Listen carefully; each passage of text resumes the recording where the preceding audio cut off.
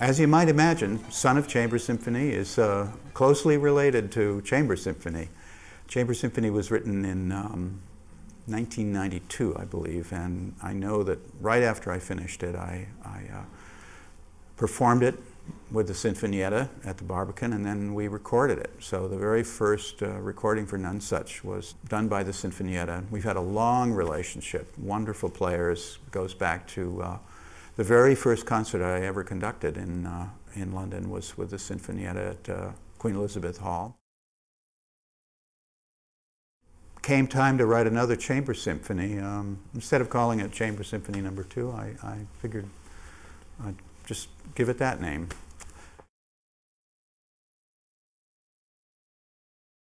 It has an interesting genesis because not only was it composed as a symphonic work, but it also was to be choreographed by Mark Morris.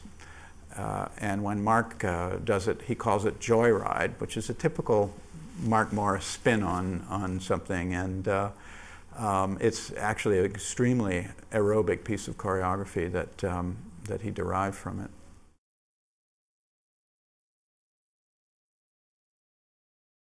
The two chamber symphonies are very, very similar in instrumentation. They're basically 15 players or thereabouts, which is a large chamber group or a very, very small orchestra. It's a nice setting because it means everybody gets to be a soloist in one way or another.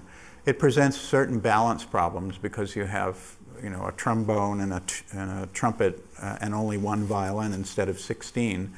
But I like that challenge. I like the challenge that the players feel, that each one is a soloist, and it gives me an opportunity to do really interesting virtuoso writing that I would never attempt with a large orchestra.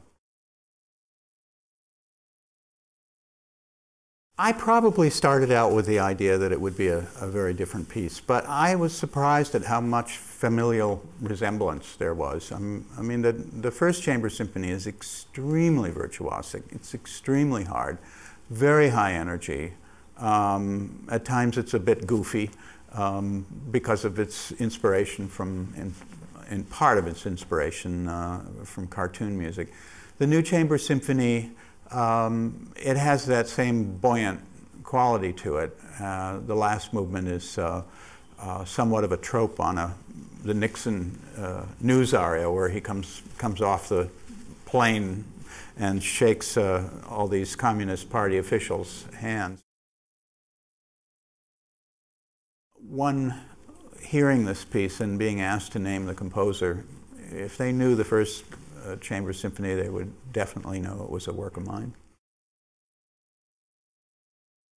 As a composer and as a conductor, you want a comfort level. You want to know that if you write something that's challenging and rhythmically tricky, which my music is, that it's in the hands of the most committed and virtuoso performers.